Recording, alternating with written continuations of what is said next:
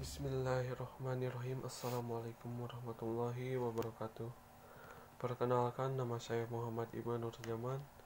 Saya dari kelas A2 Prodi Manajemen semester 3. Saya di sini akan menjelaskan tentang bank umum.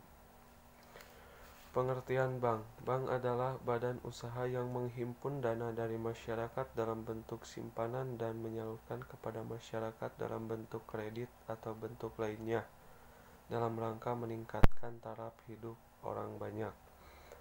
Berdasarkan pasal 1 ayat 3 Undang-Undang Nomor 10 Tahun 1998, bank umum adalah bank yang melaksanakan kegiatan usaha secara konvensional dan atau berdasarkan prinsip syariah yang dalam kegiatannya memberikan jasa dalam lalu lintas pembayaran. Definisi bank umum. Definisi bank umum secara singkat adalah bank yang dapat memberikan jasa dalam lalu lintas pembayaran. Bank umum terdiri dari bank-bank umum pemerintah, bank-bank umum swasta nasional devisa, bank-bank swasta nasional non-devisa, dan bank-bank asing dan campuran.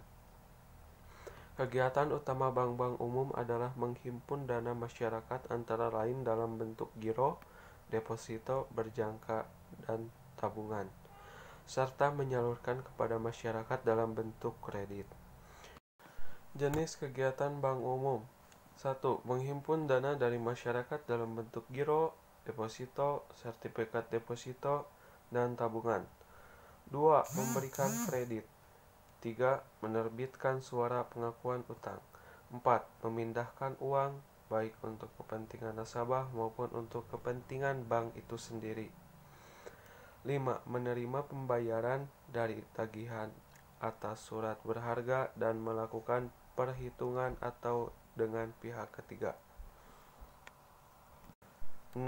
Menyediakan tempat untuk menyimpan barang dan surat berharga. 7. Melakukan penempatan dana dari nasabah ke nasabah lainnya dalam bentuk surat berharga yang tidak tercatat di bursa efek. Selain itu, bank umum juga melakukan kegiatan dalam valuta asing dengan memenuhi ketentuan yang ditetapkan oleh Bank Indonesia, melakukan kegiatan penyertaan modal pada bank atau perusahaan di bidang keuangan seperti sewa guna usaha, modal ventura, perusahaan efek, asuransi serta lembaga clearing, penyelesaian dan penyimpanan, dengan memenuhi ketentuan yang ditetapkan oleh Bank Indonesia. Bertindak sebagai pendiri dana pensiun dan pengurus pensiun sesuai dengan ketentuan dalam peraturan perundang-undangan dana pensiun yang berlaku. Fungsi bank secara umum dibagi 3. Yang pertama, agent of trust atau agen kepercayaan. Yang kedua, agent of equity atau agen ekuitas. Yang ketiga, agent of development atau agen pembangunan. Saya akan menjelaskan yang ke satu, agent of trust atau agen kepercayaan.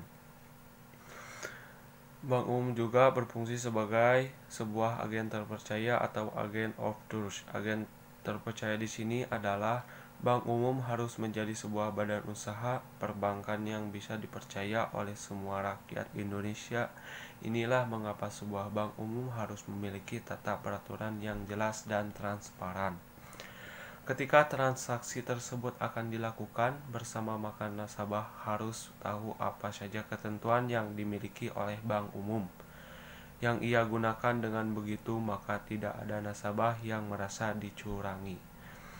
Begitupun bank umum juga bisa berperan sebagai agen terpercaya sesuai dengan fungsinya.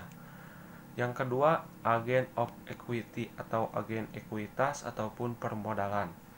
Setiap orang yang ingin membuat sebuah usaha tentunya memerlukan modal yang tidak sedikit. Begitupun jika Anda ingin mengembangkan usaha yang sudah Anda miliki sebelumnya, maka Anda memerlukan modal yang besar. Biasanya untuk mendapatkan modal itu Anda pergi kemana? Kebanyakan orang Indonesia pasti memilih bank untuk meminjam sejumlah uang guna meningkatkan badan usaha mereka. Disinilah fungsi bank dibutuhkan selaku agen ekuitas atau agen pemodalan, sehingga seluruh rakyat Indonesia bisa meminjam modal di bank dengan bunga pinjaman yang sudah disetujui sebelumnya. Yang ketiga ada agen of development atau agen pembangunan. Fungsi yang pertama dari bank umum adalah sebagai agen pembangunan atau agen of development, di mana bank umum memiliki kewajiban untuk ikut turun serta dalam pembangunan negara Indonesia. Sehingga setiap bank umum yang ada di Indonesia haruslah memiliki visi dan misi yang jelas dalam pembangunan Indonesia. Selain itu, bank umum juga harus dilengkapi dengan beberapa fasilitas bank guna mendukung pembangunan di Indonesia melalui seluruh masyarakat negara Indonesia. Sistem operasional cara kerja bank. Setelah mengetahui tugas dan fungsi utama bank adalah menghimpun dan menyalurkan dana di masyarakat, mungkin Anda masih akan bertanya bagaimana sistem operasional atau cara kerja bank.